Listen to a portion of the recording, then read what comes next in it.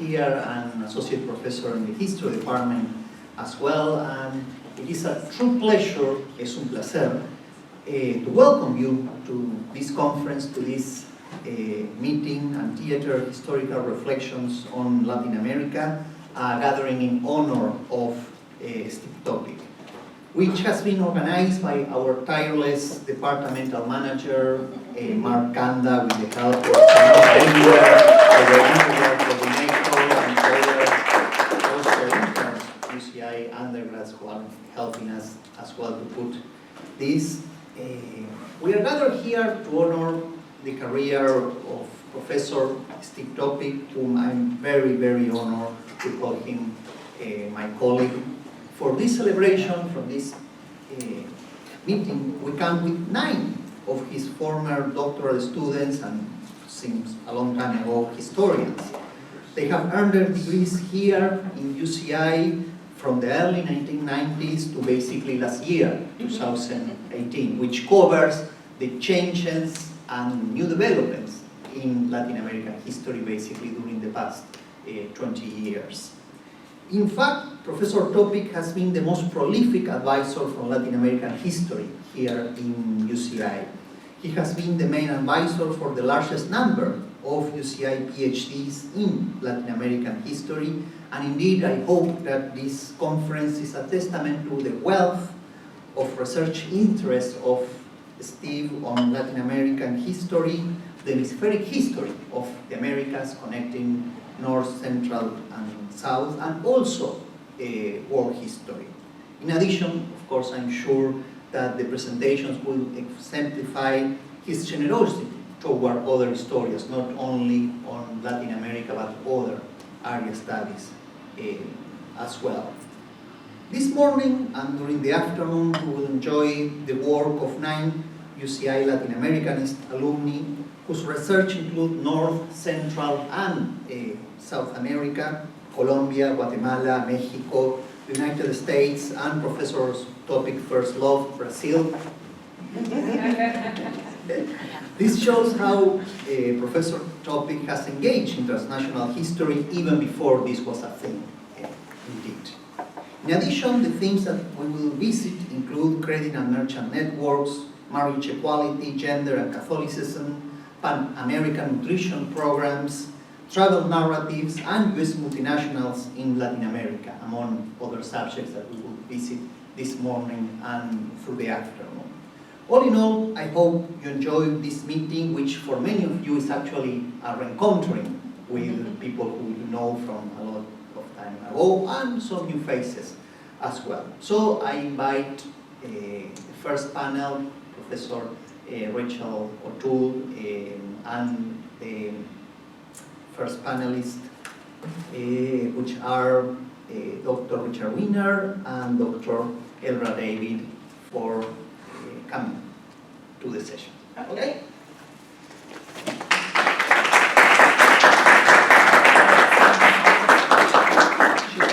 Hi, Rachel. So much Nice to meet you. Hi, I'm Rachel. Nice to meet you. I'm Julio. Oh, okay.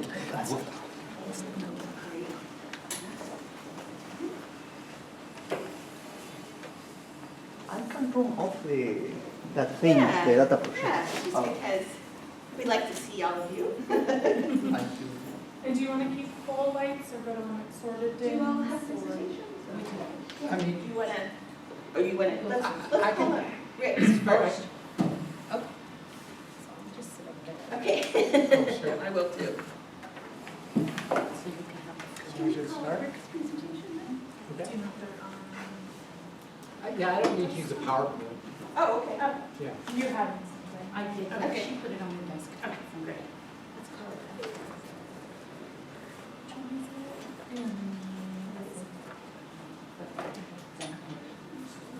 I'm just, I'll just. Okay, great. Put this on video. Good. Okay, so I will introduce the 2 speakers first. This morning we're going to hear from 2 UCI alumni, and all of us want to thank all of the alumni for traveling both near and far back to Irvine to honor Steve. So thank you for coming back to honoring Steve. And I'm going to introduce our 2 speakers. Dr. Rick Weiner received his MA in 1992 and his PhD in 1999 from UCI. And currently, yes. We're doing that a lot today. He currently is a professor and chair of the Department of History at Purdue University, Fort Wayne, and the editor from Tierra Incandida. Rick is the author of the 2004 monograph, Race, Nation, and Market, Economic Culture in Porfirio, Mexico, as well as additional chapters and articles in modern Mexican and world history. Rick will present first, and his paper is entitled Narratives of Abundance and Scarcity, The Rise and Fall of Mexico's Legendary Wealth. And on the other end of kind of our chronological spectrum, right? Dr. Elbra David received her MA from California State Northridge and then earned her PhD from UCI last year. Awesome, right? In 2018 with a dissertation entitled Commodification, Slavery Credit, and Law in the Lower Mississippi Valley, 1780 to 1830, right? Indeed. Las Americas, right? She has benefited from competitive fellowships from Tulane University, the Joint Center for History and Economics at Harvard University, and the Natchez Court Record Project at California State University, Northridge. Her publications include a chapter entitled In Pursuit of Their Livelihood, Credit and Debt Relations Among Natchez Planters in the 1820s, in a 2011 edited volume. And she also has posts on the, additional to posts on the Junto, a group blog of early American history on historiography, methodology, and digital history. And Elba will be our second presenter, and the title of her paper is Recasting American Credit, Merchant Constitutionalism and Spanish Law in the Lower Mississippi Valley. And I want you to join me all in welcoming home our alumni.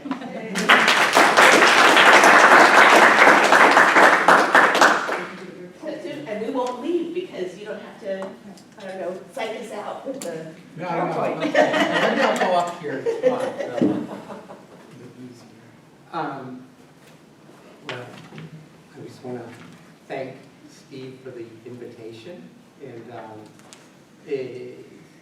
to present my work. I guess I would start, I remember one thing Steve told me when he wrote a paper and he won a prize for it, and his daughter said something like, you know, Daddy got an A. And what he said is, you know, I don't want, you know, awards, I want to know how to make it better. And actually, I mean, that's sort of, I thought, fit with what I'm doing here, because I've been working on a project, and I'm going to watch the time here. And so I'm going to explain some of the way I'm thinking about certain historical developments, and I need all the help I can get. So, and comments are welcome. Let me just start. I'm going to just talk, but I'm going to read one paragraph. Representations of Mexico's natural riches changed dramatically over the national era, evolving from a 19th century narrative of abundance to a 20th century chronicle of scarcity. Two texts, one published at the onset of the 19th century and the other at the end of it, epitomize these contrasting narratives.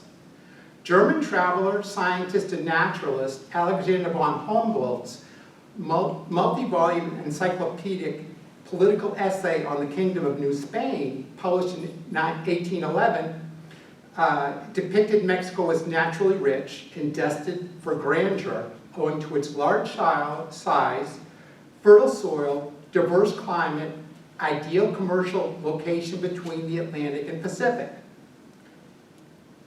Moving to the latter part of the 19th century, the influential Porfirian intellectual Justo Sierra wrote an 1889 essay titled Mexico Social y Político.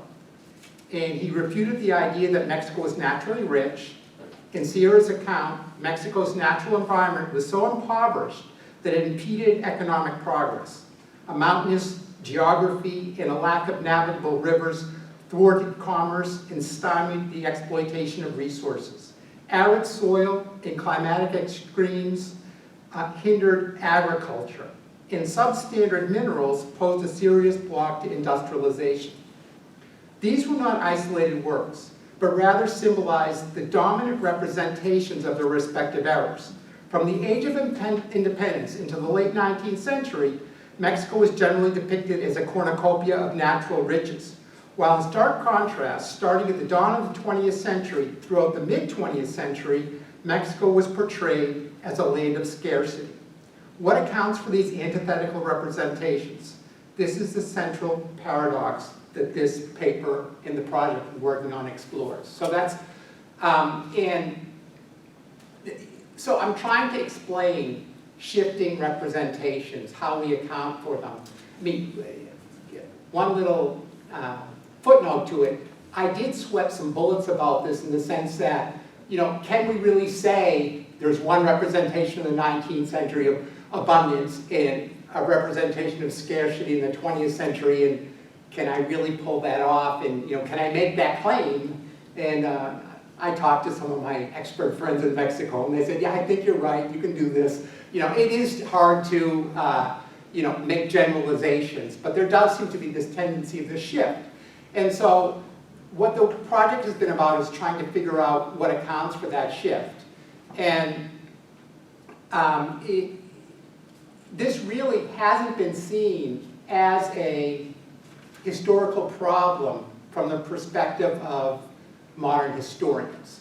Because what we had happen is in the 20th century, people began to say, well, you know, I think that those earlier accounts were exaggerated, and in fact were not rich, but were really have much more limited natural resource wealth than we thought.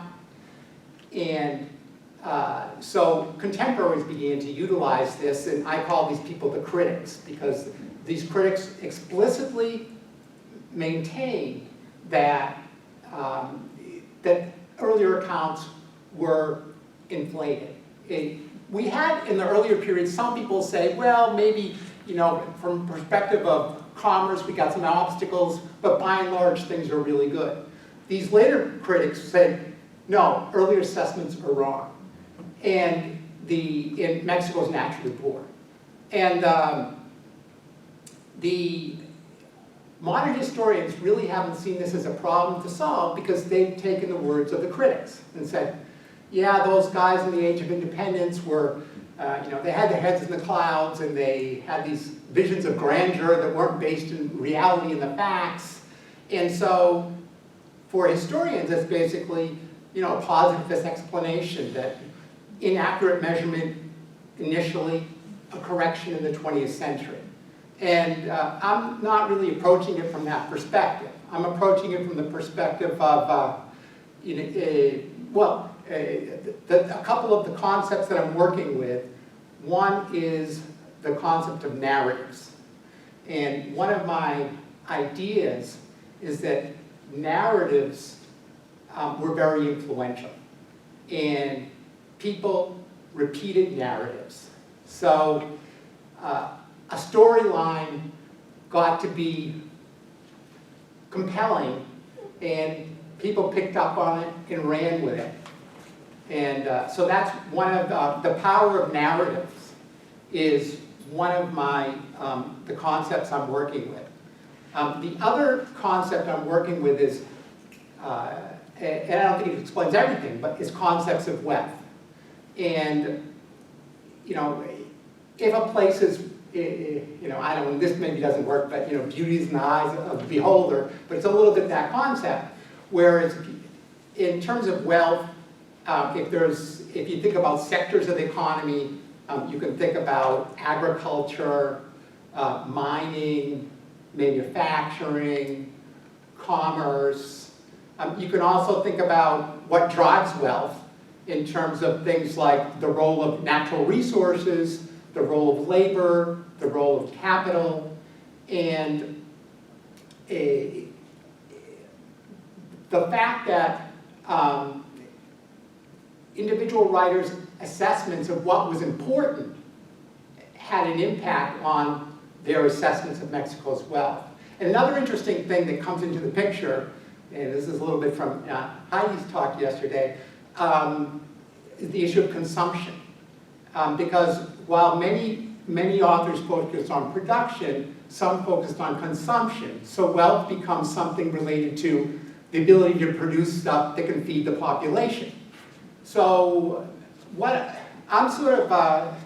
so this is the approach I'm taking, this focus on narratives and conceptions of wealth. And I guess the last point I would make is that political interests and political and cultural agendas were important because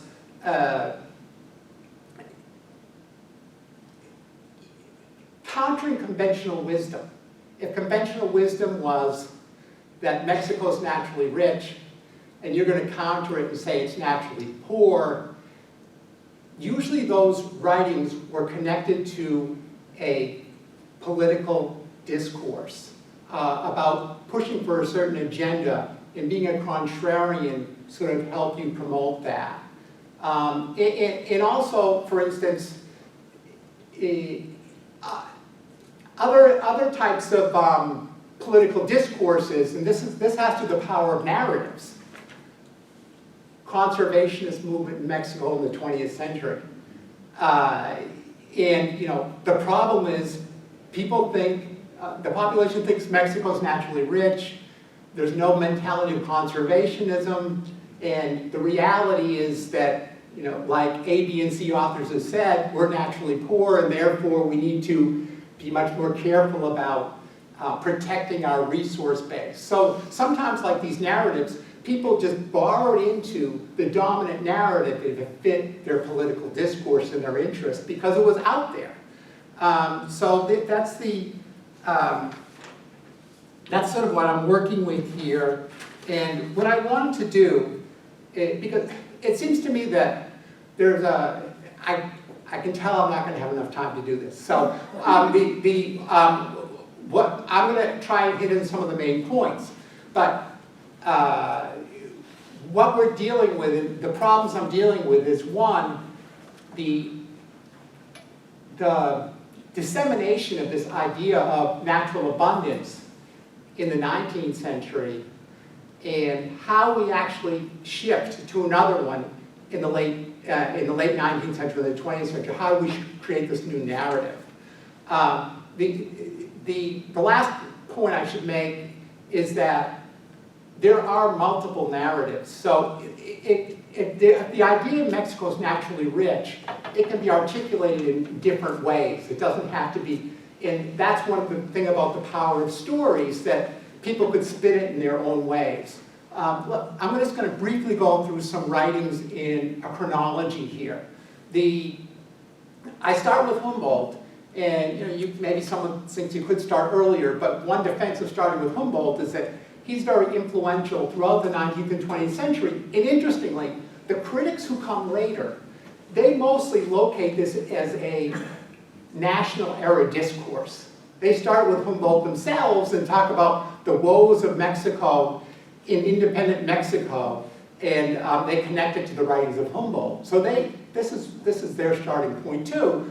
And I read a little bit in the introduction about that narrative about Humboldt and how he sees Mexico as this place of abundance. But at the same time as he does that, he's actually countering certain narratives about Mexico's riches. And one of them is this, by Robertson and other European writers, the tropical discourse, the idea that the Americas are uninhabitable and can't have a large population.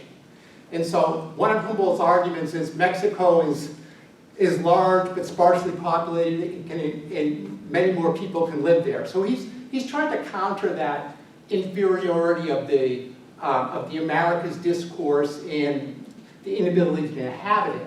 Another thing he's trying to counter is this notion that silver is the basis of Mexico's wealth.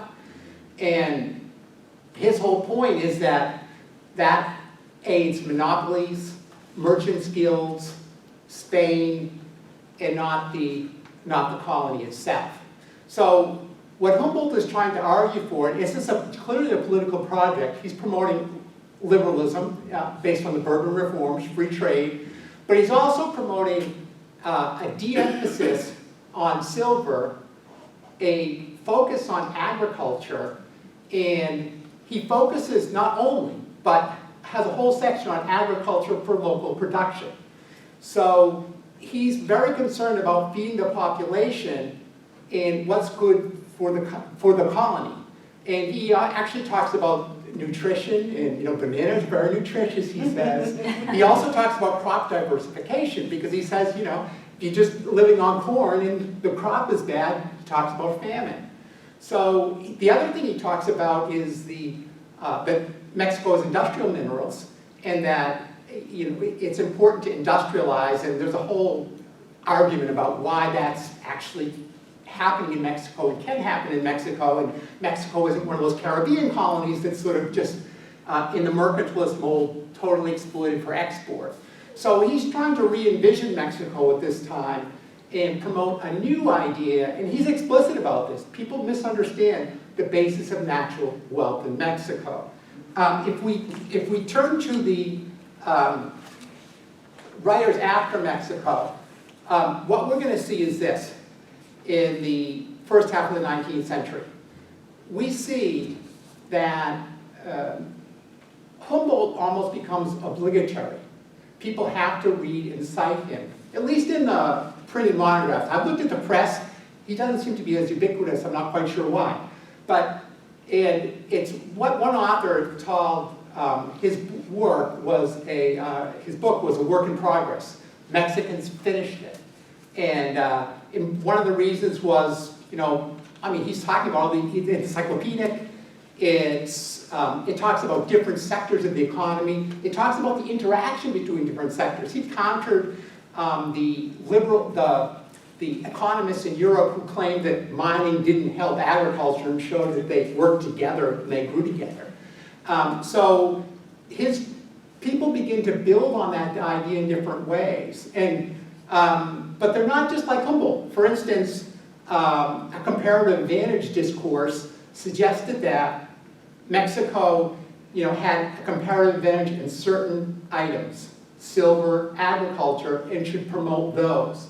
And utilize Humboldt because of his long sectoral analysis. He talked about hundreds of pages about mining, despite the fact he said it's not as valuable as people say it is. But that also, so that's different. It also de-emphasized production for local consumption. It also de-emphasized industrialization. There was an industrial discourse also that kind of built on Humboldt's idea that there are industrial minerals in Mexico. But it varied from Humboldt a little bit that, it focused on capital. Humboldt had a very natural sense of wealth. The resources is it. I'm going to unlock to the administrator why, the key to unlocking Mexico's wealth is telling you what's out there so you can exploit it. You just don't know what's there.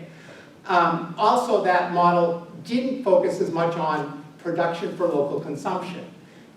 Interestingly, there was a mining model out there too, and amongst others, the French promoted it with the French intervention of the 1860s.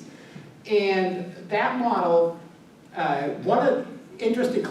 obviously Mexico has this mineral wealth, France is in need of minerals, silver, et cetera, but in addition to that, one of the things they said is that, and these are some of the discourses during the period, well, this is a problem here. Mexico has great potential, and they're not living up to it. I guess it's our job, right? So it justifies interventionism, and those are the way those discourses were structured around this conception of natural wealth. A last point I'll make here, before I move on to the latter part of the 19th century, is that there's also this, what Covarrubias, a scholar is called the sociological view. And the sociological view, it's really interesting. It's most evident in mid-century with Mariano Otero. And you can read some of his stuff. And he says that there's the narrative, the Humboldt narrative. We know we've got a number of resources. We know we have a varied climate, and anything under the sun can grow. We know we've got, with a commercial hub of the Atlantic and Pacific, but who cares? And his point being that he was specifically concerned about church wealth. So it's like this idea that while we have these resources, we can't really exploit them. And the key ingredient to development is more social reorganization along liberal lines, getting rid of the corporate political system and hierarchy. So he didn't place as much stock in those things, and Mexico had sort of stagnated economically. So if we move to the late 19th century, the issue becomes like,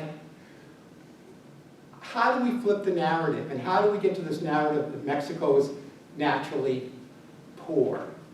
And my argument is that, and this is where I welcome comments and thoughts, it's Justo Sierra and his 1889 Mexico Social y Político, where he writes the first critique that is kind of somewhat comprehensive. It's maybe in 10 pages or so. Other people, Carlos Diaz Dufo, will later, in the early 1900s, write like a 500-page critique, the longest one ever done. But nevertheless, this is what starts it. So one question is, how do we explain the flip? And certain things I'm working with are this. Okay, from a time-wise chronology, 1889 is the 1880s. It's before 1890, and it's sort of before the second boom of the Porfirian era. Well, some scholars see 1890 as a turning point. Another issue is that the immigration discourse, it's around 1900 Mexico is going to say, this isn't working. But even at this point in time, this idea of being able to bring in all these foreign immigrants, it doesn't seem to be panning out. The declining value of silver was another issue.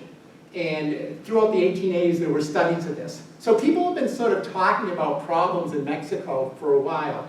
The other thing is that maybe global perspectives, because Humboldt compared Mexico, and he was a real globalist, with parts of Asia, and Mexico always came out favorable in soil fertility, et cetera, et cetera. Now, Sierra is comparing Mexico to the United States and saying, well, we don't have a Mississippi. And the other issue that, so I think global material progress, Mexico didn't look so good anymore. And the fledgling nation of the 1820s, the sky's the limit. By this point in time, we're not so sure. I think another factor might be the fact that Sierra focused in the científicos, right, his kind of political clique that he was part of, were really enamored with technology. And so consequently, nature becomes an impediment just because of that focus. The other thing is that they were enamored with industrialization, this idea that Mexico has limited coal reserves. All of a sudden, silver isn't so valuable anymore. So this is what begins this critique. And interestingly, Sierra has a couple of interesting things to say. One thing he says is that, I'm going to tell the truth. Other people haven't done that. Why haven't they? Romanticism, also abstraction. He believed in empiricism, and induction. So he's like, I'm going to study this. People haven't really looked at it. And he also said patriotism. People are afraid to tell the truth. So he's using his positivist method, and his message basically is, you know what? It's done nothing but harm us to have this belief in grandeur. We're not going to have that many people. Lower your expectations. We're kind of a second or third tier nation, and live with it. The other really interesting piece of it is that, and this is, there's two pieces to the critique. One, a devaluing of the riches. Two, is the claim that this legend of wealth infected the population and explained the problems in independent Mexico. People believed they could get rich through without working because the wealth was just sitting on the ground. There was one story that Diaz Dufaux told where he said that the Spaniards were looking for the gold. They left the silver to the indigenous people to pick up and pocket. It's just like there, you just grab it all. And so, yeah, I know. Diaz Dufaux was one of the most respected economists in Mexico. And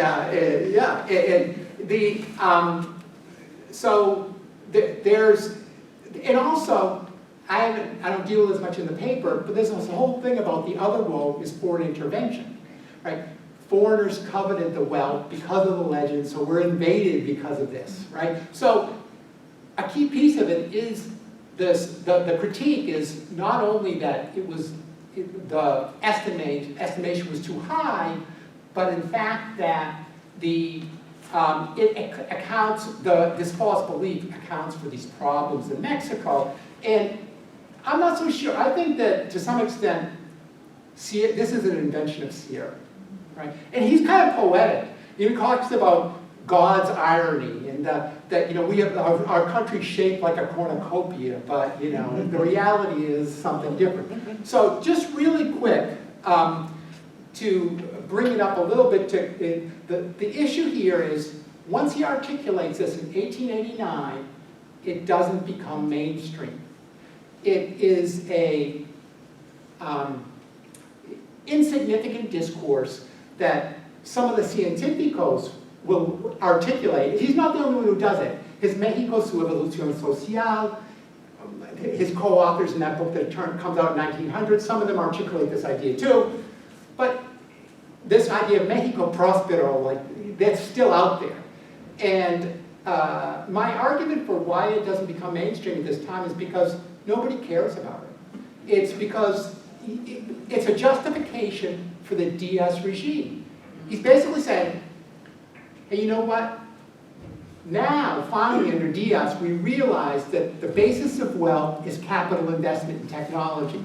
We're finally doing it, and we're sort of have more of this work ethic. He's very concerned. He quotes Ben Franklin about the work ethic and saying you've got to work to make and the legend makes us not work. And now we've changed that. We flipped the script, and everything is great.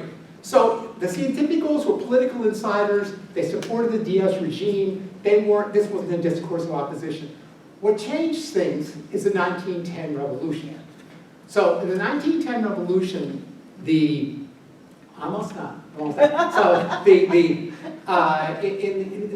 what happens is there's actually more freedom of the press than you think. And the revolutionaries, as you know, begin to get involved in things like land reform and economic nationalism. And what two of the Científicos, anti-revolutionaries do, Francisco Bulnes and Diaz Dufaux, is they publish widely during this period. And they apply the critique that Justo Sierra made of his predecessors about this belief, this infection, this belief in this false narrative of wealth is making you do everything wrong, to the revolutionaries. And so Bulnes says, you guys want land reform. The problem isn't, they call Bulnes the pessimist. They say the problem isn't that we don't have, that land isn't equitably distributed. The problem is the land gives us nothing. And if you our only savior is economies of scale. It's interesting, I don't think they worked consciously together. Diaz Dufaux wrote about foreign capital. And his idea was that, this idea that we need to have economic nationalism according to the revolutionaries because our wealth is being taken by foreigners, unequal exchange going on here. That's crazy. He wrote 500 pages about this, how, in fact, without the capital investment, because of nature's impediments, and he called Mexico's wealth latent wealth, the only way you can transform it is through capital investment. And so they applied this critique to revolutionaries, and revolutionaries actually paid attention. And they said, we're aware of Mexico's realities, and despite your criticisms, we believe these policies will make sense. And so it becomes popularized during this period because of this, because of the controversy. And then, this is the last piece of the story, what I argue is, now, the next piece is the post-revolutionaries utilized the discourse of poverty. And the key figure in this, I'm pretty sure, still have my doubts, but is Daniel Cosilla Villegas. Cosilla Villegas he works with Vasconcelos in the 1920s. He's sort of born around 1900, and he actually teaches a course in Mexican sociology at UNAM in the 1920s, and he writes all about this. And in some ways, he follows the line of Justo Sierra and Díaz Dufaux. He actually quotes them. And he says, he also calls himself someone called him aguafiestas, right? Pesimista, that Mexico isn't going to do that well. And we got to work hard and we're not going to make much profit. But so on the one hand, he acknowledges the critique. He also, he critiques and complains about Humboldt, the imperialist, and he's sort of on the same page as Sierra and Francisco Bulnes, and Díaz Dufaux. But the difference would be he's utilizing the critique for different ends. So he says that Porfirian model of wealth was imitating Europe. And it was all about public works, it was all about railroads. And actually, in a way, going back to Humboldt, even though he's critiqued him, he says, this revolution was about agrarianism. And that true wealth is agrarian wealth, and therefore, feeding the population, he's complaining about having to import corn, and he also says things, he takes a shot at now the oil industry. The oil industry is making, this is before the 1938 nationalization, is making foreigners rich. And it's, the silver industry the same. So he kind of has that social conception of wealth. So he's kind of refashioning the critique for post-revolutionary ideology. And what we see after that is kind of like the following of Humboldt by early 19th century writers, the following of Cosilla Villegas, or the adaptation and reformulation of him by post-revolutionary writers. So cultural nationalists say, Mexico is not naturally, the reason that Mexico is underdeveloped is because we have inferior resources, not inferior people. And so they utilize that. There are the socialist agronomists, the debate over the ejido, and Cardenas wanting the collective ejidos as opposed to the small plots. And they say, Mexico is naturally poor. We need collective ejidos. I mentioned in the beginning the conservationist movement. And that is, a movement that stresses the misperception. Everyone's always trying to explode what they call conventional wisdom. Because people believe Mexico is naturally rich, they overexploit the resources. We need to educate them to the reality. And so so I think this is how this idea becomes disseminated and why. And it's not really a positive project where people are actually comparing numbers. You do see some dispute about how productive agriculture is, but I think these other factors play more of a role in these competing or antithetical representations. Thank you. Thank you.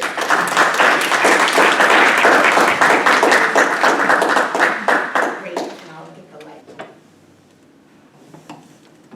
Well, I really would like to start by thanking everyone here you all for being here today. And a special thank you to Steve, of course, and to the staff and faculty here today for putting this and organizing this together. I would like to say something, though, about Steve before I get started. I think we come in with the general idea that advisors are going to be academic only. That is, they're going to advise academically and tell us what to do in terms of deadlines and how to write a paper, but you are all so much more than that. And Steve, for me, has been an amazing advisor. And I'll never forget just this one story when we were on campus, and he said the one thing that stuck with me the whole time is that, Oprah, it just gets harder. And I've thought of him when I've been writing, when I've been researching, and just life in general. It gets harder. And it's enabled me to think differently in so many ways about a problem. and I think he's become a life mentor and not just an academic advisor for me. So thank you. Now, the title of my paper, Recasting American Credit. On one level, it refers to my own intellectual autobiography, which I'll briefly narrate today, as well as how I arrived at my subject matter, which is the subject of debt and constitutionalism in the lower Mississippi Valley during the early 19th century. As some of you may know, historians have sought to explain the main features of U.S. credit in general and credit and debt in particular, between the links, between the capitalistic links to slavery, especially for the southern part of the United States. As a heuristic tool, they, quote, followed a bale of cotton from production to its sale on international markets, with the mechanics of exchange depicted as intertwined with the commercial world from the outset.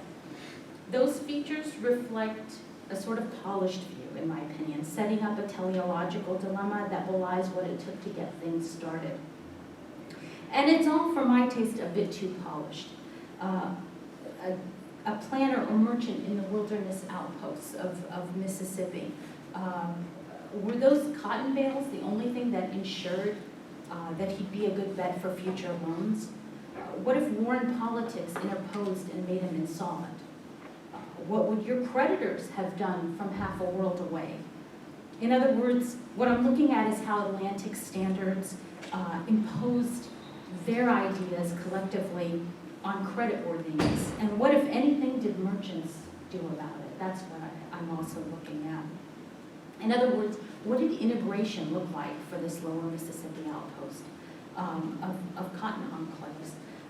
These imperial struggles between Spain and Spain and the United States continued in the post-revolutionary era into what was the early national period. It created this legal void, though, for the Delta, one that was filled in by the Atlantic merchants, Spanish, British, French, and American and Creole, their ideas of what credit in the Delta as a credit regime should look like.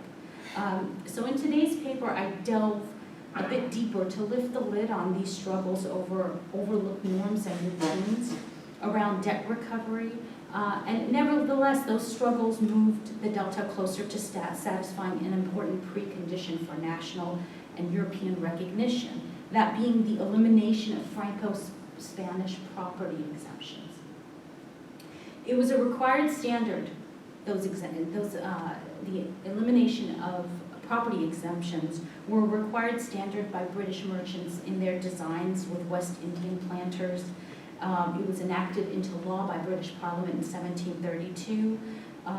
Full recognition of British debt claims and their ability of creditors from half a world away to seize property on American soil was a post-revolutionary goal set up by the founders for adherence to the law of nations principles, the reciprocity between nations principles. Those principles called for reciprocity, but much more. Much of the founders' cosmopolitanism relied on commerce. 3/4 of the former colonies' trade had been with other dominions in the British Empire, especially the West Indian colonies. Reestablishing that trade along with commercial relations with other European empires was a key part of the constitutional reform program.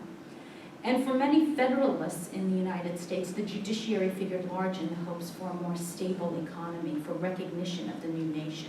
The federal judiciary, to quote a senator from Connecticut in 1790, would give British creditors, quote, the most perfect satisfaction in their collection proceedings.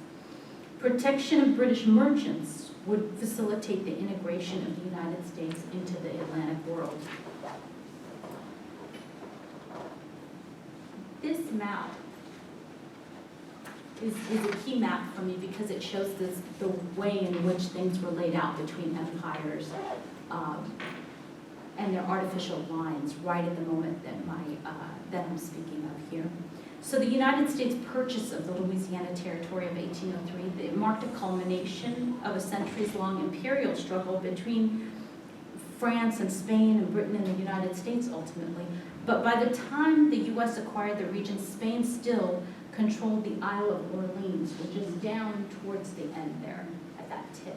The Isle of Orleans, and it was in other words, a borderlands region, a surrounded borderlands region. The genesis of let me back up here a little bit. The genesis of my own doctoral research lay in the era, though, when national teleologies were being abandoned. This did not include the history of the early national delta. The credit regime was, and still is, defined by the polity for this period. For my first study, an article analyzing the portfolio of two Natchez planters for the 1820s, I participated in this so-called tradition of Southern narrative with one key difference. I abandoned the prevalent assumption that the South was, quote, in but not of capitalism, the capitalist economy. And when I mined the appellate court cases for this study of Louisiana and Mississippi, I also abandoned the poor foundation myth of the early national era, that legal struggles about constitutionalism and the generation of legal knowledge in general was preserved and generated on the Atlantic seaboard, eastern seaboard states. Merchants appealed in the lower delta to superior courts, even in the territorial period, and they sought the adjudication of routine customs among merchants for property seizures and attachments, and it came in through increasingly the language of constitutionalism and the law of nations. Now, given its length and chronological sweep, I just want to highlight very briefly today what I consider its main contributions. On a methodological level, I developed an approach to the historical analysis of debt as a transaction and also as a carrier of norms, so mercantile norms, the ones that may not necessarily be in the statutes and law books. Merchants' claims communicated their dissatisfaction, and I argue collectively made debt recovery in the delta and the feature associated with it, insolvency or bankruptcy, early bankruptcy, a side of national and international intervention. Another key contribution to place the delta's foreign creditors through their claims within the framework, I put them in the framework of the Federalist constitutional goals at the time. So historiographically, I try to demonstrate at the level of everyday mercantile custom and how it could act as a regulatory framework in a nation that was struggling to prove that it belonged and that it was a safe bet for future loans. What I want to share with you today is the practice of what was known, the mercantile routine known as preference. Franco-Spanish laws in the Delta considered, quote, the disposition of an insolvent property in favor of any one creditor to be fraudulent. But such preferred creditors, as it were, increased in proportion to Eastern claims in the appellate courts of the Delta with far greater sums of capital over time. This was for two reasons. So with each iteration, with each court case, with each appeal, the court began to qualify the practice of preference. And second, the law of nations language intervened and made it feasible to construct these legal struggles in the language of credit in terms of British and Anglo-American enterprise. The practice of preference had a few basic elements. It was a transfer of money or property to only one creditor to settle a prior debt.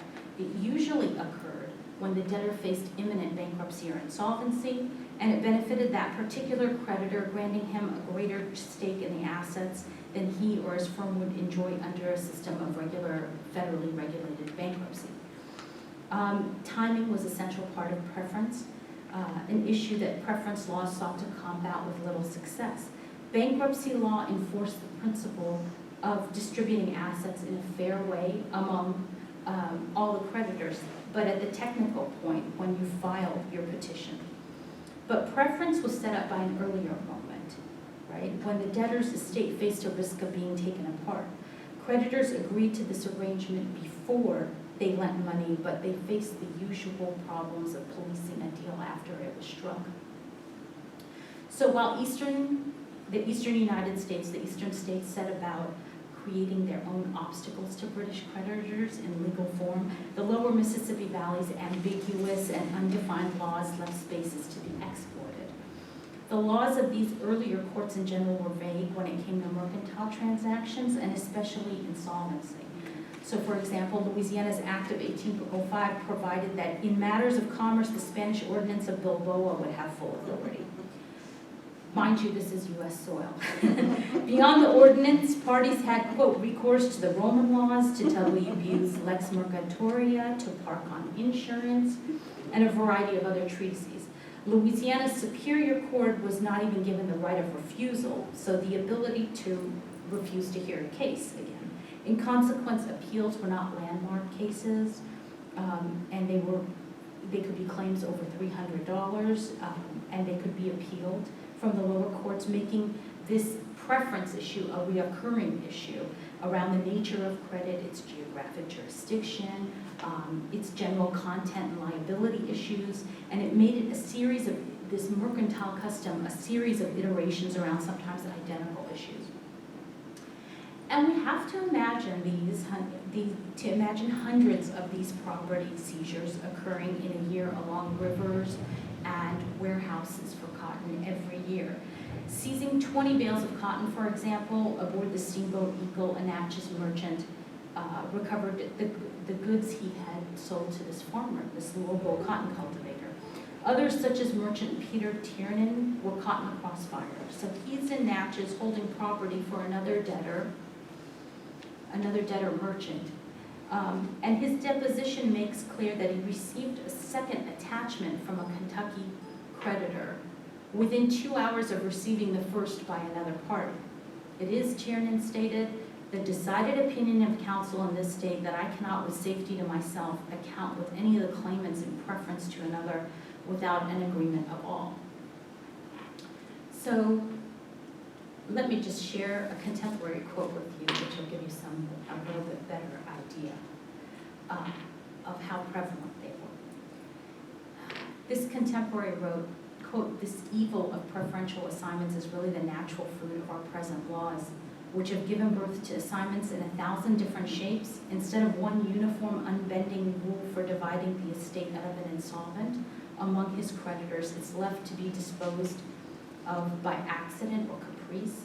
One man prefers his father, his brothers, his uncles. Another prefers his endorsers and custom house sureties, because that is the general practice."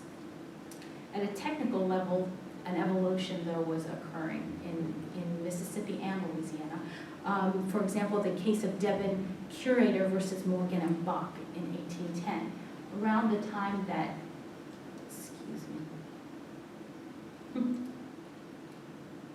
around the time, and these won't budge. Hey, do you want to go back? Yeah.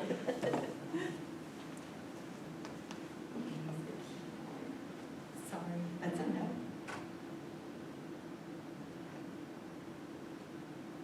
No. Okay. So that's okay. Okay. Thank you. So a technical evolution was occurring at this time, and this is while Spain was a borderland imperial power. In this case, Devon versus Buck, the court relied solely on Spanish sources to determine that seizure of an insolvency's property for the benefit of one creditor was fraudulent. They stood firm on it. In the very next year, Marr versus Latrique in 1811, the court qualified the practice, saying that Spain's tribunals in Spain on the European continent made the practice contingent upon the debtor giving security for that debt, and then it was allowed.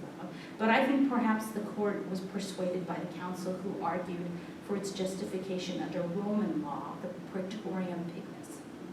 Okay. But these efforts were most persuasive when credit was cast in the language of law of nations, and the creditors themselves Anglo-American or British. In Deborah versus Cotton in 1810, the creditor, a Spaniard from Cuba, followed his French debtor to New Orleans and his 5 slaves whom he seized for payment. The debtor fled Cuba after the Spanish act of confiscation banished him from the island.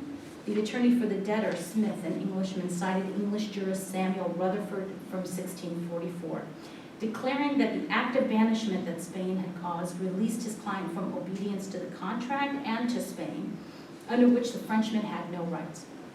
In response, the Spanish creditor's attorney, Rodriguez, made the same arguments as American Federalists, that the law of nations considered no here or no there, and legal impediments were temporary and local. Quote, war does not extinguish rights or dissolve obligations of individuals or belligerent nations. He went on to cite 2 New York superior cases where the creditors were allowed to recover in another state. Moreover, Rodriguez argued Louisiana's courts were based on Spanish law and they contained Spanish populace. Smith countered that under the law of nations, property on United States soil meant the restriction of foreign influence, and that the adoption of Spanish jurisprudence could not be conflated with the single act of a foreign government. Echoing the turn to positive law, however, Rodriguez then criticized Smith's use of Rutherford, the English jurist, whom he explained as having, quote, not the slightest legal force, as his writings were based on philosophical ideas about the law of nations. By 1817, a $500,000 property seizure in New Orleans, this time by 2 Maryland creditors and a Maryland debtor to the appellate court, was filed after the debtor had assigned over all his property to them.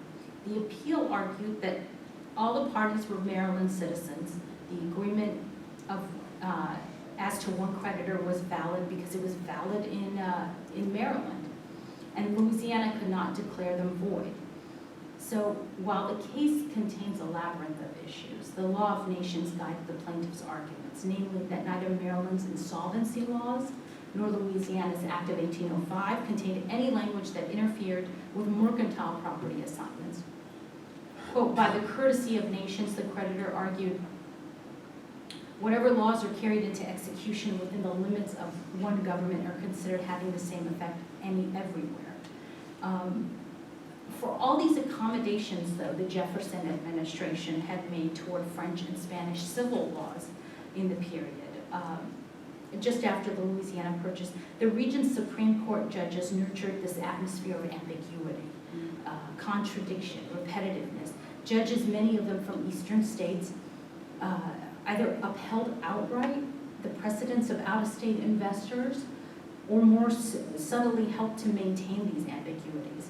In all other contexts, merchants understood the merchant law as a composite of rules and contradictions and had no hesitation departing from the norm. Quote, custom or general mercantile practice might mean nothing more than the policy of a particular firm.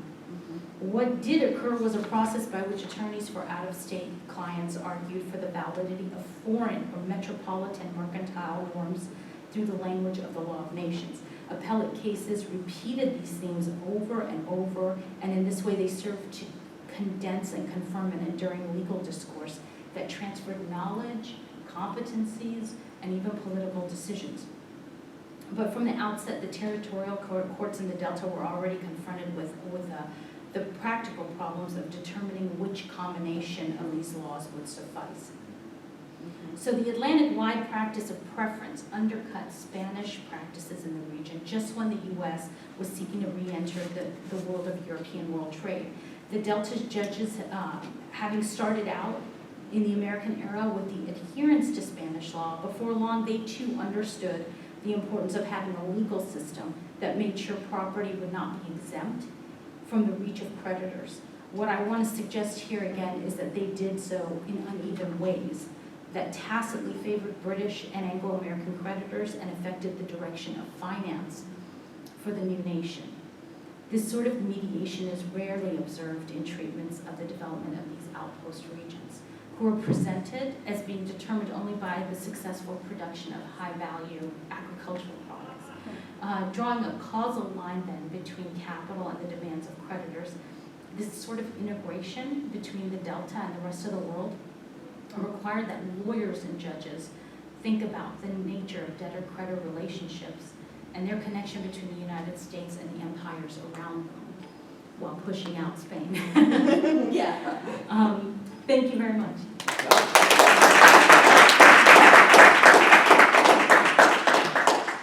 Great, so Rick and Alba, if you want to come up here and we'll turn on the lights.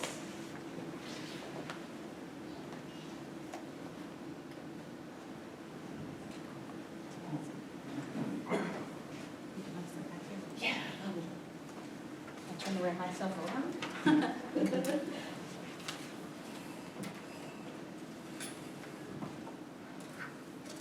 Great.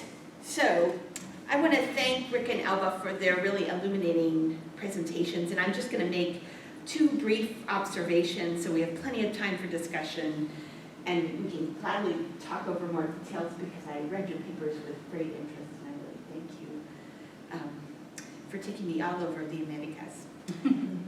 So what I appreciate about both papers is how both papers encourage an excavation of the broad coming of modernity into the Americas and the Atlantic world, a period that scholars such as Peter Guardino and Sarah Chambers and Charles Walker and others suggest spans from the late 18th century into the revolutionary movements of the early 20th century.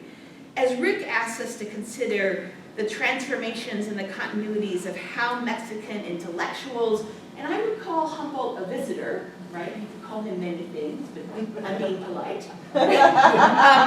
Categorized, lamented, and celebrated the abundance and scarcity of the emerging nation's agricultures, mines, and oil. Elbra points to the tensions between the singularity kind of imposed by British U.S. Anglo laws of credit, right? There's one code, right? And it's the Anglo code, right? We know that in the 19th century.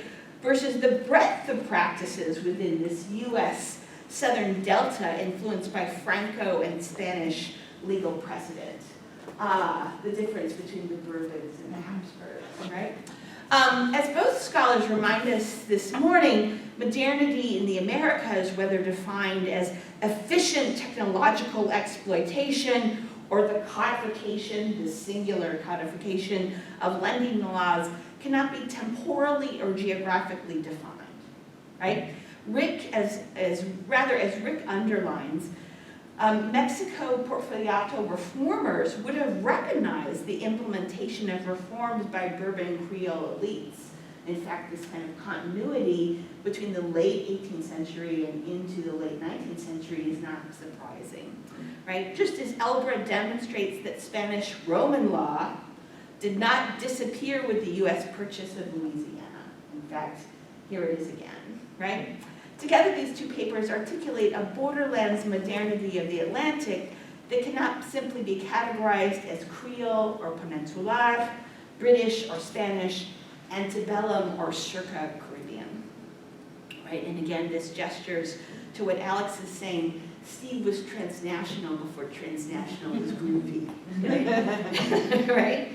So first, I wonder how we can think more about the subject location of merchants, planters, creditors, lenders, and intellectuals, right? And their use of political and economic narratives. In other words, why do Mexican elites tell themselves these stories of abundance or scarcity? And why do Supreme Court judges provide a narrative of Delta ambiguity and legal chaos? Especially if it's working and they're making crap loads of money, right? Rick thoughtfully turns our attention to the local storification of shared nationalist narratives, and Elbra points to the perspectives of Delta merchants and planters within legal practices. And I kept thinking about it when I was reading these papers, and again, listening this morning, to the work of discourses, narratives, stories, and also judicial testimony, right? Precedent is a story that lawyers and legal representatives tell themselves that provides evidence for both of your assertions. It's the story that provides the evidence. Humboldt defended the Bourbon Spanish Empire's Enlightenment practices, as well as the American Creole's modern technologies, economic aspirations, and scientific ventures for particular reasons that we could go into. Therefore, it's not surprising that Mexican Creoles of the 18th, 19th, and 20th century, including Justo Sierra, followed these Humboldt liberal visions and these liberal visions in the 19th century sense and critique of corporatism, the church, and even an assessment of indigenous African and mestizo communities as an impediment to the modern nation.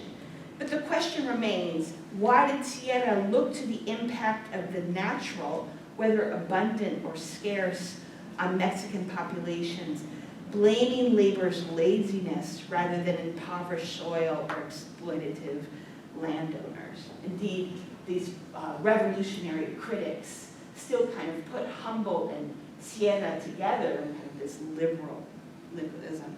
Likewise, what more, Albert, can you tell us about what was at stake for these Supreme Court justices who found the Delta merchants to be ambivalent and ambiguous, right? Isn't there some kind of jealousy?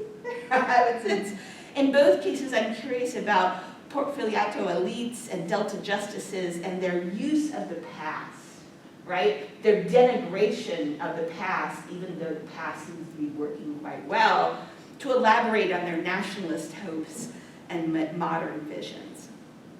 Second, the thing that kept coming up for me when I was both reading and listening was how to keep centering the natural, right? Nature and the natural illuminate more about the work of these 19th century, the large 19th century nationalist discourses. Rick and Elba explore the tensions between imperial and national discourses through Mexican or Mexican-directed intellectuals, or the legal cases involving debts among merchants, creditors, and legal representatives in the U.S. Delta.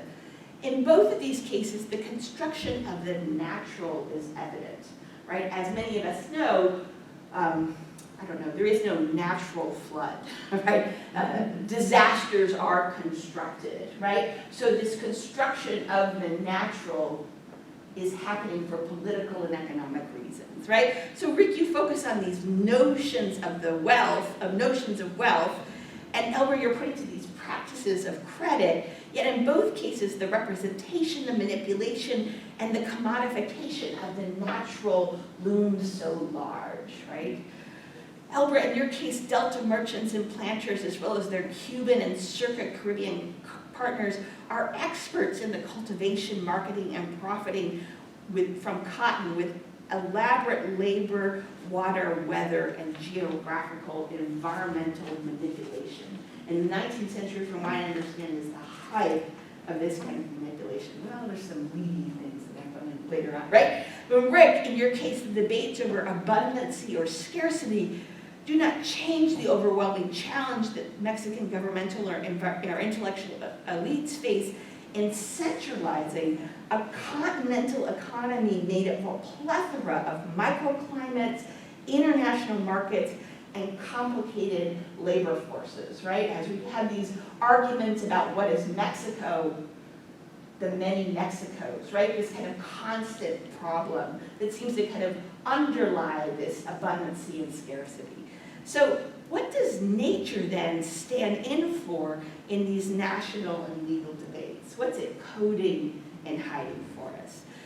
So, last of all, I want to thank Rick and Elba for starting our day with such useful thinking that not only recalls Steve Topik, but brings him right to the front. So, thank you so much. Thank you.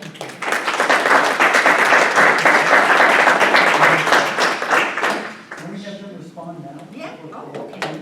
Is that okay? That's fine.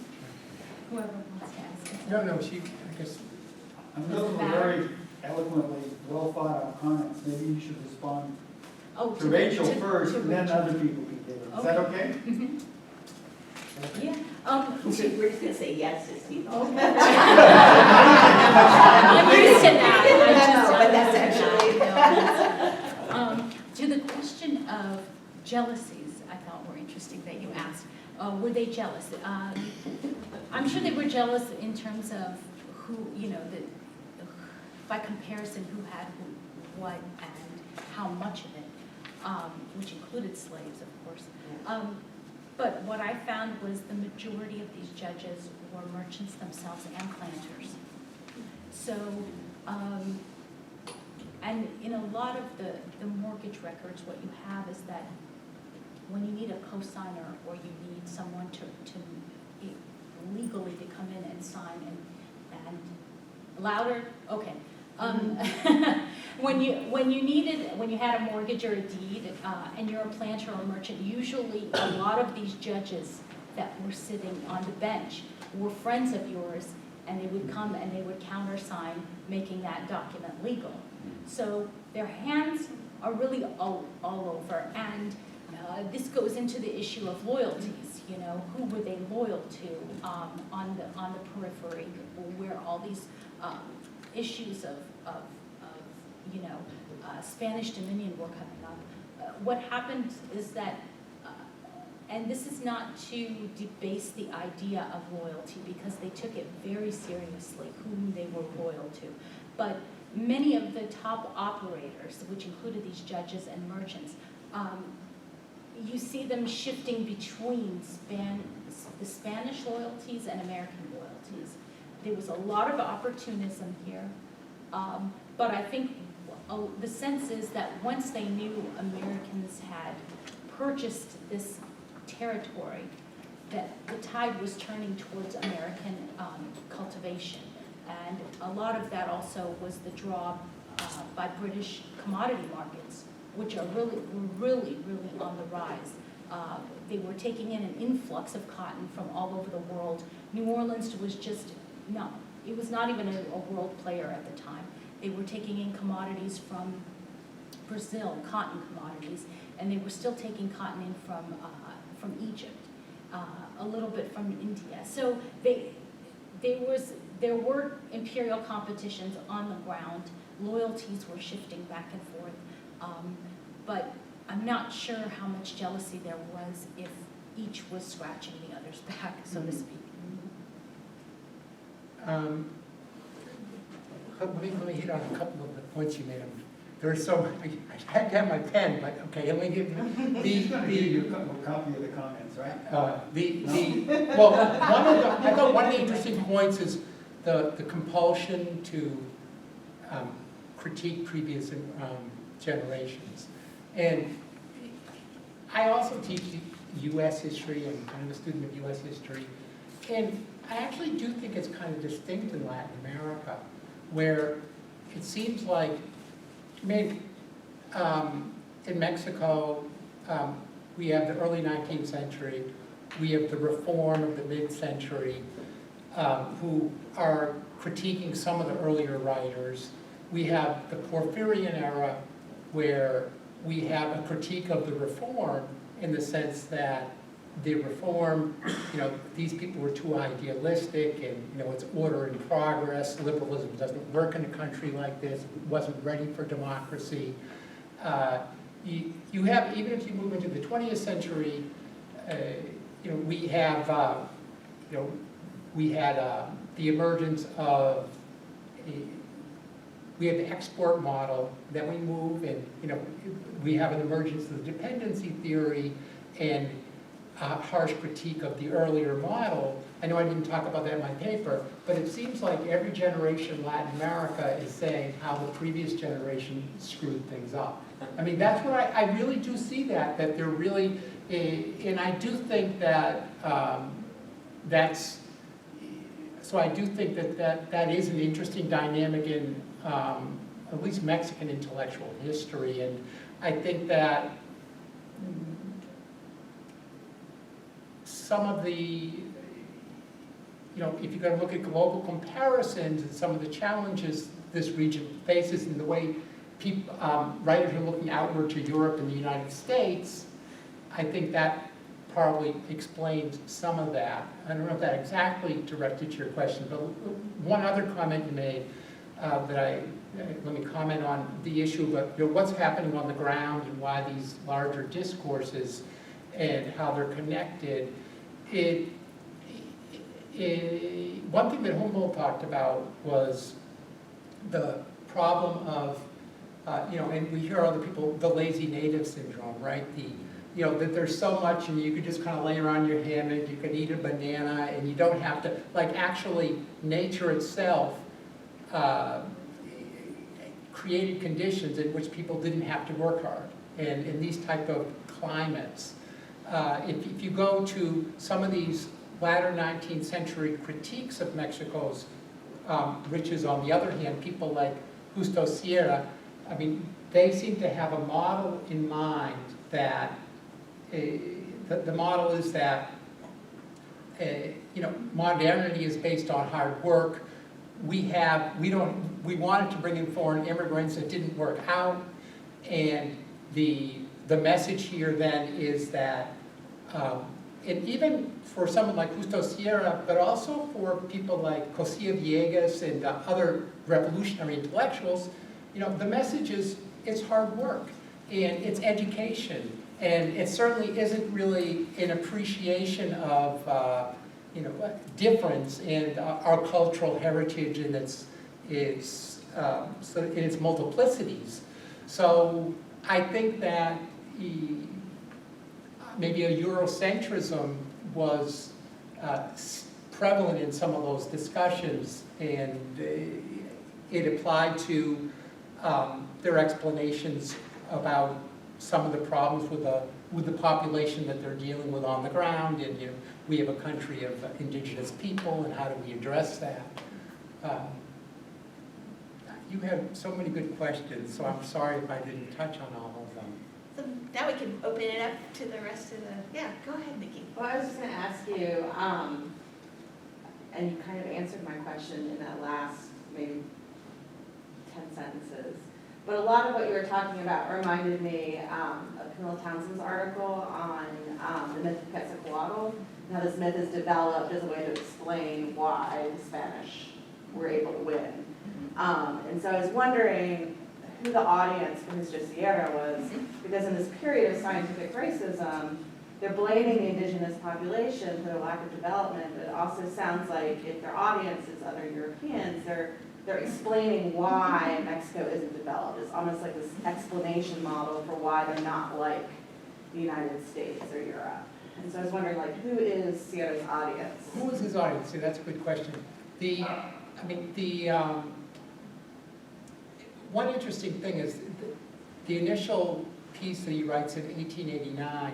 I think that it's influenced by, in all these, the científicos, some of the stuff they write, read like, European technology magazines. And so they are talking about new technological developments, and they're very aware of how productivity can be increased with all this stuff. So there's that influence on it. I think that the 1889 piece, it was more for local consumption, and I think one of the ways that it functioned was to differentiate Sierra from his predecessors in this new positive way of thinking. It's I guess you could call it part of the critique of liberalism and the reform era of liberals, which was prevalent at that time. I think that the 1902 piece, where there was multiple authors who talked about the same thing in their different chapters. They didn't all have the exact same take on it, but there were major científicos, and that book was published. And there are other iterations of this, but this was a big one, and Sierra directed the volume. They were on different branches of industry. That was published in English, French, and Spanish, and with these huge volumes, like these 3 huge volumes. And so that clearly was for a national and a international audience. Didn't the Mexican government fund Yeah, the government funded it, and yeah, so it was a big, these huge, they're like this big, and you know, this wide, and I guess I think that to some extent they were kind of the Porfirian, the scientific ideology of sort of glorification of the Porfirian era, because finally, because they all were done in historical fashion, Mexico is, you know, finally, its evolution. So I think it's probably for a national and international audience. Go ahead, yeah. Rick, quick question. What fascinating paper topic. Because Mexican historiography is kind of either broken into the revolution created this break, Right. just their thinking in Mexico, right? Versus scholars who argue, well, no, in reality, kind of reshaped it, but it was continuity. But what difference can you see in the discourse that is used on these tales of abundance, so to speak, right, in national identity, before the revolution and after the revolution? Do you see any break at all? Well, in I terms of think that the way the arguments get supported. Well, I think that there is there's a continuity. So I mean, in the sense that this is clearly, you know, if we can, you know, talk about this 1889 piece that just got legs to it, if that's the culprit or not, whatever the case may be, it's in this period that the critique of the idea Mexico was naturally wealthy emerged. And we do know that José Villegas, really, he cites those people. And so much of it, and even the idea that this idea has infected the population, and it explains, you know, our expectations are too high, and this idea of that we're going to be this great country. I mean, we can have more realistic expectations, and there's all this idea that José Villegas says, you know, I know we all read in our textbooks that Mexico's number 1 in oil and number 2 in silver, but I want to tell you that's not the way things are. So I think that there really is a lot of continuity, but the difference would be then the arguments that they use it for they find ways to refashion it for these more cultural nationalism and things like that, which it wasn't used for so much in the Porfirian era. And so I think that would be a difference. Well, Rick, can you tell us why anybody should care what Cosío Villegas wrote? Who is he? Okay, well, he was a major public intellectual in Mexico. He's helped found the Colegio de Mexico. The other thing he did, he brought in, I think it's a little bit following, but when he worked with Vasconcelos in the 20s and they had all the publication of books, he created Fondo de Cultura Económica. Yeah, right, yeah, so and that was later. But in this period, because he wrote that a little later, I guess when he became disenchanted, with public life, and he became an academic. So that's okay. Well, so he was an influential intellectual, and it seems like I'm sort of treating him kind of like a bridge, and I haven't seen like the exact, for instance, way he structured things. Other writers cite him or talk about it, but the interesting thing is that the initial iteration of this by José Villegas was some student when he was teaching a class. He must have been around 20 or 22 at UNAM. The student made transcripts of his lectures, and he was a Mexican sociology class, and he's sort of trying to, his point is that we need to look at the country with fresh eyes, and we need to kind of, I guess, reorient ourselves, and these are all, seems to me, to be calls for, like I said one thing about Garcia Villegas. I mean, what does he say? He says, Mexico's wealth is limited. He also says, unlike, he critiques Diaz-Dufaux and says, you know, because Diaz-Dufaux thought technology would trump everything and it would cure everything. And you know, technology is not going to help much. Basically what we're left to, you work hard and you live in misery. You know, he wasn't a very good politician, but I thought that he was trying to give an interesting message about, you know, civic responsibility, education. So let's go, Joan, in the back. Yeah, so thank you, it's Alba, right? I found that your talk to be very interesting, particularly the transnational component in terms of thinking about Mississippi. My question is more nationally focused though, because I hear the significance to the broader national structure of putting out, you know, pushing out the Spanish. But what other things about significant, or what other significance might you draw from it in terms of what's going on in terms of the developing markets in the United States and the developing banking structure, in spite of getting rid of the Second National Bank and all of that, and Mississippi's centrality to that in terms of cotton production? In terms of development, pulling out, how should I put it? Taking sort of the Spanish influence and pushing it out, what was going on was a couple of things. The wealthier individuals that could garner enough capital were already in the territorial period of Mississippi and Louisiana establishing Anglo-American banks. They were loaning to one another. It was very much an insider lending type of idea. So this idea of insider lending that's made very famous by, I believe it's Naomi Lamro, that was going on in the Northeast was also to an extent going on early on in the territorial period there.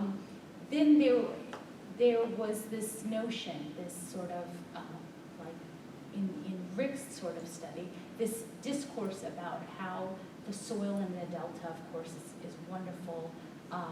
You can buy as many slaves as you need to because the credit is cheap.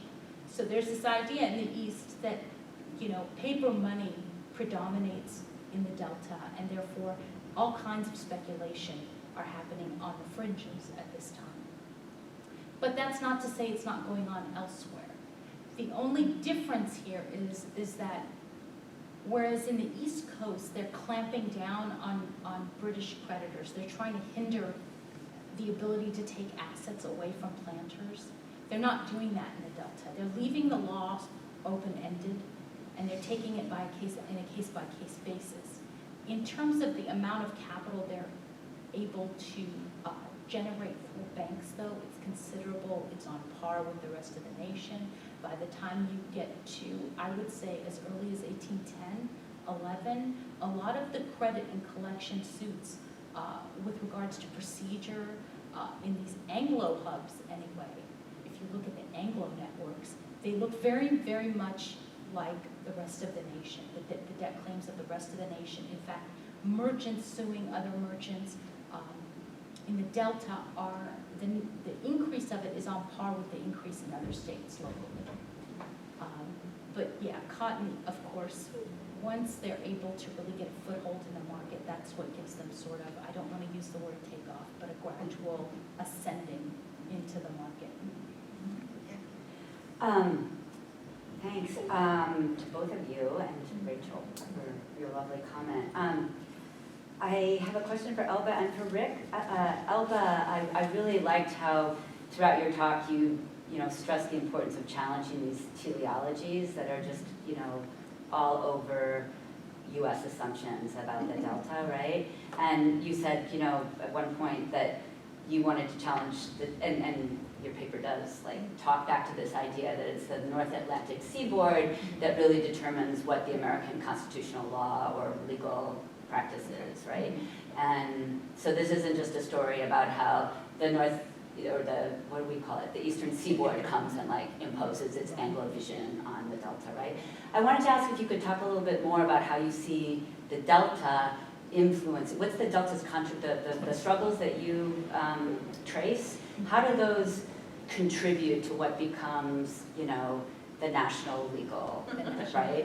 And that's your question. And then Rick, first of all, I want to just say, just because I've kind of followed your work on like markets and Porfiriato for a long time, and it's really great to see someone working on narrative, especially a historian who can speak very, whatever, with expertise about markets and economic history, and you're really taking seriously the power of narratives, right? And I know you've done that, and you've been doing that actually for a while too.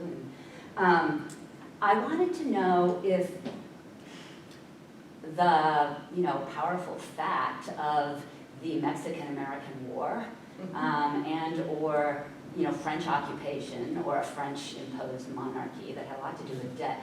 I mean, these guys, Garcia Viegos and Justo Sierra, they don't seem to be writing about that, but isn't that in the background? I mean, the 19th century has sucked for Mexico. Even if we have historians who will remind us that actually this liberal tradition is growing, and even indigenous people are liberals and thinking about democracy, it's almost, now that I'm studying the 19th century in China, I'm like, oh my God, Mexico had a 19th century almost as bad as China. I mean, it was really bad. So when you talk about Porfirian pessimism or positivist pessimism, is that in the background somewhere, even if they're not exactly talking about it, or they may be making arguments about our resources and our land suck because it's just too awful to talk about the real tragedy that just happened, which is they just lost all this land?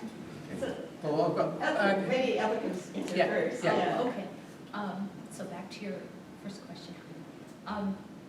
So yeah, there's a couple of things here at work in this sort of dialectic that you referenced.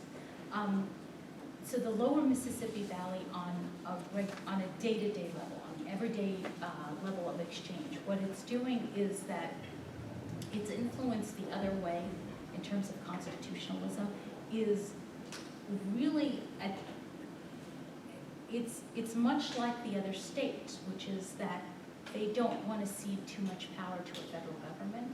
They want their own laws to trump any other kind of federal laws. We've all heard about their, ideas about standing armies and federal corruption. But when it comes to this idea of Spanish corruption and getting rid of Spanish laws, there are judges, one in particular, Edward Livingston, where they go out to Eastern audiences on a discursive level, and they explain through plays that they've written, especially this one, he's a New York legislator who goes to New Orleans, becomes a judge, and later on goes back to the East to put on these plays, one of which is called Liberty in Louisiana. And really the central motif is Spanish corruption in the law. So there's this idea that, look, everything's not as it should be, especially if you want to look at the future of U.S. expansion. We need to secure this zone now rather than later. There's that sort of discursive circulation of ideas going on, in addition to the idea about there's abundance here and you can grow staple commodities. But in general, it's Mississippi and Louisiana act like these other states when it comes to constitutionalism because they don't recognize, for example, what is called sister state judgments. So if you want to file an action against a debtor and you have a judgment from Missouri, I should say South Carolina, you would have to file that action again in Mississippi if you were chasing after this person and he had assets in both locations. So they're asserting that kind of states' rights before the slavery issue blows up. There's a certain break where there's this struggle during constitutional ratification where it's a tension between popular sovereignty and this idea that we should be integrating with the rest of Europe as fully as the founders hoped. And so there's this pushback that they are also, that Mississippi and Louisiana planners are involved with. But at the same time, they're keeping the laws open. They're not constricting the laws the way South Carolina is or North Carolina to outside foreign creditors so much. So that affects things greatly. On there was a quick comment on the power of narratives. There's a guy who commentated in the 1930s talking about this topic and debates about how wealthy Mexico is, and he says, well, I've never seen something discussed so much but researched so little. So it is interesting how it does seem to be, there is some definitely discussion of some expeditions that go out and try to measure things, but nevertheless, it does seem to be more about this narrative. The Mexican-American War, yeah, this is a good question. I think the main contribution on that is this. And maybe this touches on your question about audiences. Humboldt definitely was partly writing for a European audience, and it was quite quickly translated, and people have even said that some of the terms and talking about wheat, et cetera, certain languages used, he targeted to that market. It's ironic because he's also sort of this Mexican nationalism. But on that, one of the big things comes out of it, part of the critique comes that not only is it nationals, but also foreigners who have sort of have this notion of this great wealthy place. And there's a discussion of Humboldt and how he gave Jefferson the maps, and there's been, so the point is that, in part, the Mexican-American War is explained by this mythical wealth that foreigners want to steal. The other interesting thing, so that merges in the late 1800s, that type of a discussion. The other interesting thing is that I haven't really seen that much. And we used to be rich when we had California, but look what's happened. So it doesn't, they don't sort of say, hey, the country's smaller than it used to be.